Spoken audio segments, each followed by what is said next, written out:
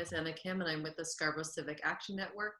Jonathan, please start by telling us why you are running to be councillor for Ward 22. What have you done in the ward prior to this election? How long have you lived in the ward? And how would you support Ward 22 residents, including youth and seniors? Okay. Yeah, so as you know, my name is JonathanFon. Actually, my family has lived in this neighborhood almost for 20 years. The Ward 22 is a peaceful, quiet, warm, clean, tidy, friendly, brotherly and sisterly. I have been involved in advocacy for community awareness since 2006. Just a couple years of moving in. I hold a full membership of the Law Society of Ontario, so I'm a legal professional. Meanwhile, I'm a media person, conducting freelance journalist, panelist at radio and TV. And so I talked popular issues regarding housing, shopping, and community safety and household expenditures on taxes and bills.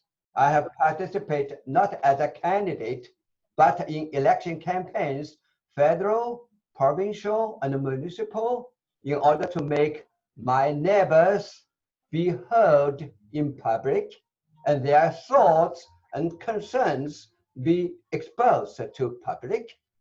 Right now, instead, I decided to dedicate myself in person, represent my neighbors.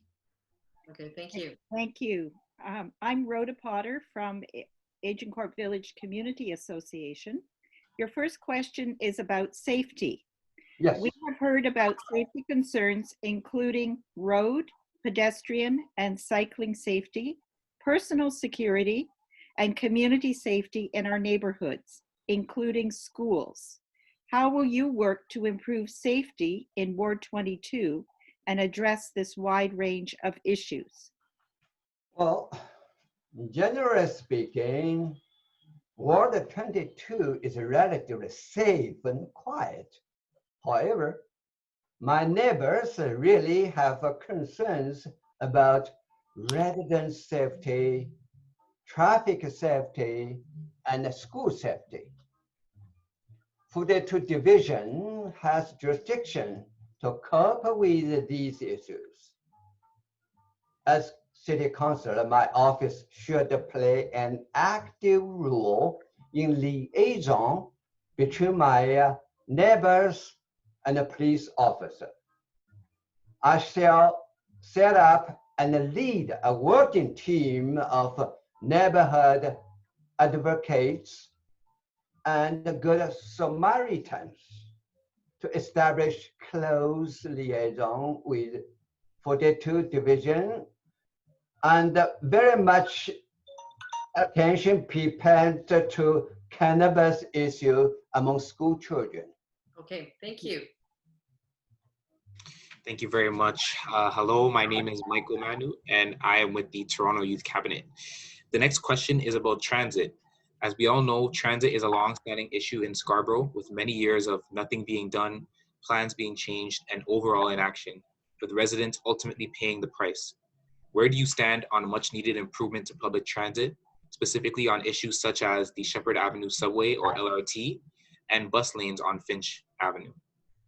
So, you know, in my perspective, the issue of transit sounds like we living in Ward 22, but we are living with catch-22.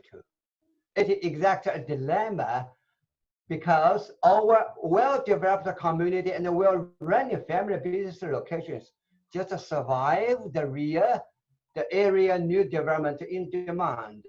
So under municipal jurisdiction, even the city hall is really has lack of competence to cope with such a big issue. We should work together with multiple levels of government.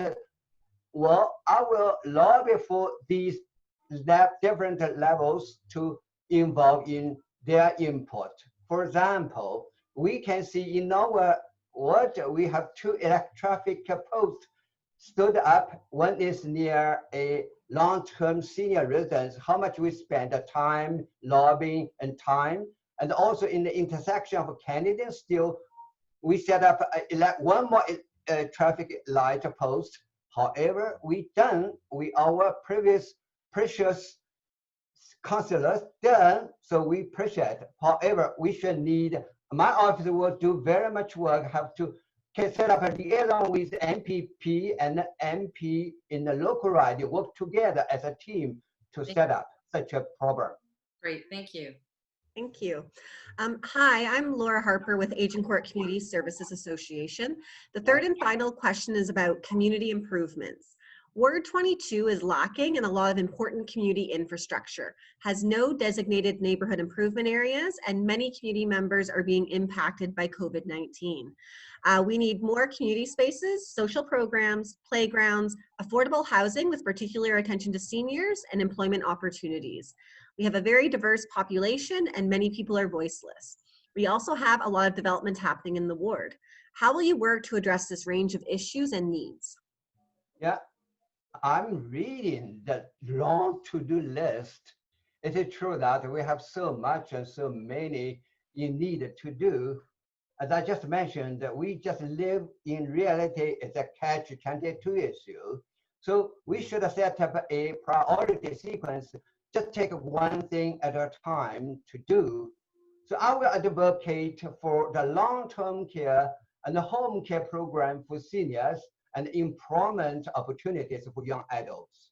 My office will still say the approach is together with MPP and MP in the local riding to promote multiple levels of government support to fund those local providers for senior care.